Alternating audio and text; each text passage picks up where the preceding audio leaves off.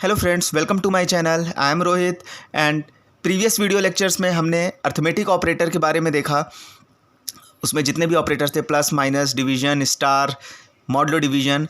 आज हम नए तरीके के ऑपरेटर्स के बारे में देखेंगे, नई कैटेगरी ऑपरेटर्स की। इन ऑपरेटर्स को हम क्या बोलते हैं?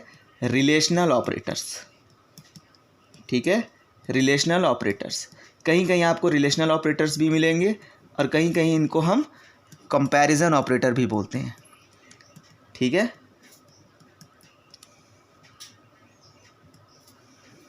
तो रिलेशनल ऑपरेटर्स या कंपैरिजन ऑपरेटर, नाम से ही स्पष्ट है, कंपेयर कर रहे हैं हम वैल्यूज़ को। तो इनका बेसिकली टास्क क्या होता है? Compares the values of two operands. दो डिफरेंट ऑपरेंट्स की वैल्यू को कंपेयर करने का काम होता है। ठीक है, कंपेयर करना मतलब उनकी वैल्यू आपस में एक दूसरे से बड़ी हैं, छोटी हैं, बराबर है, बराबर नहीं है। तो ये सारे जो टास्क होंगे वो कौन करेगा? रिलेशनल ऑपरेटर्स करेंगे। तो इन्हीं टास्क को परफॉर्म करने के लिए हमारे पास डिफरेंट तरीके के रिलेशनल ऑपरेटर्स हैं। Less than equal to, greater than equal to, equal and not equal. ठीक है, तो तीन छः तरीके के हमारे पास ऑपरेटर हैं।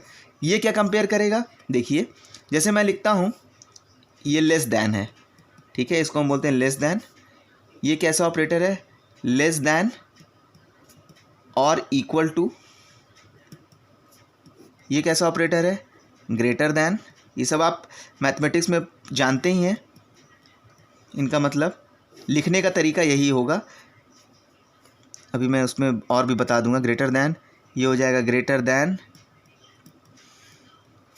और इक्वल टू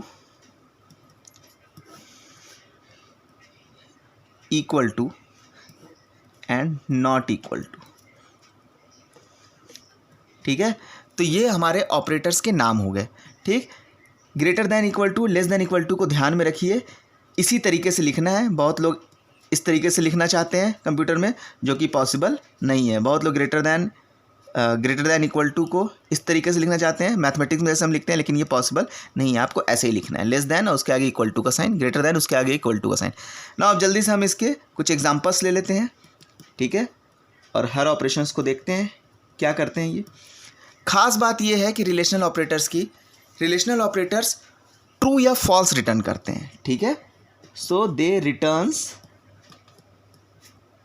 ट्रू और फॉल्स, क्योंकि ये दो चीज़ों को कंपेयर कर रहे हैं ना, तो कंपैरिजन का रिजल्ट या तो ट्रू होगा या तो फॉल्स होगा। जैसे मैं लिखूं, क्या 2 इज लेस दैन 3 है?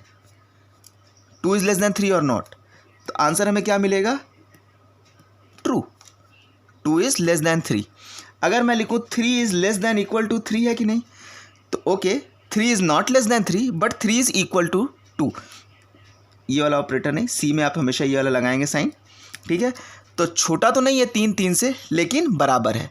ठीक है, तो इस केस में भी आंसर हमें क्या मिलेगा? ट्रू। भाई दोनों में से एक चीज़ तो सही हो गई ना, 3 इक्वल टू 3 तो है ही, तो भी ये ट्रू मिलेगा। ठीक है, सिमिलरली अगर मैं लिखूं 4 लेस दैन 3, क्या ये ट्रू है? जी नहीं, 4 3 से छोटा नहीं है, तो इसका रिजल्ट हमें क्या मिलेगा?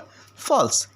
सिमिलरली अगर मैं लिखूं 3 इक्वल टू इक्वल 3, क्या 3 3 के बराबर है? यस, आंसर हमें ट्रू मिलेगा, बिल्कुल बराबर है।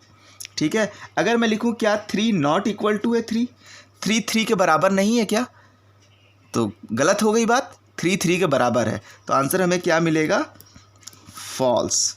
ठीक है, चूँकि 3 इक्वल है 3 के, नॉट इक्वल नहीं है, तो आंसर हमें क्या मिलेगा? फॉल्स। यानी ये जो हमने कंपैरिजन किया, इसका रिजल्ट फॉल्स आया। ठीक है, इसी तरीके से आप लिख सकते हैं 4 greater than 3, answer is true. 4 greater than equal to 3, इस केस में देखिए आंसर क्या मिलेगा? 4 ग्रेटर है 3 से, यस। 4 इक्वल टू है 3 के, नहीं, लेकिन ग्रेटर तो है, दोनों में से एक भी हो गया। तो यहाँ मैंने क्या लिखा है?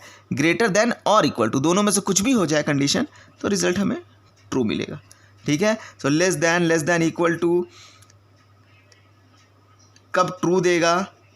दो केस में मैंने देखा ट्रू, यहाँ पे देखा false. Equal to true, not equal to यहाँ पे फॉल्स देगा। अगर मैं यहाँ पे लिख दूँ 4 नॉट इक्वल टू 3 तो रिजल्ट हमें ट्रू मिलेगा।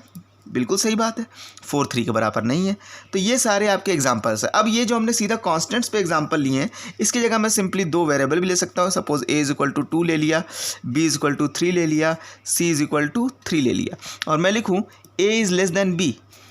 तो a की वैल्यू 2 है, b की वैल्यू 3 है, yes a is less than b, result हमें ट्रू मिला।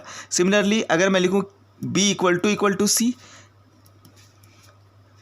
b की वैल्यू भी 3 है, c की वैल्यू भी 3 है, हाँ दोनों बराबर हैं, तो रिजल्ट हमें क्या मिलेगा, ट्रू। अगर मैं लिखूँ क्या b इक्वल टू a की वैल्यू है 2, b की वैल्यू 3, दोनों बराबर नहीं है, रिजल्ट हमें क्या मिलेगा, फॉल्स। सिमिलरली अगर मैं लिखूँ b not equal to a, b और a क्या बराबर नहीं है, बिल्कुल बराबर नहीं है, ये 2 है ये 3 है, रिजल्ट हमें क्या मिलेगा, ट्रू।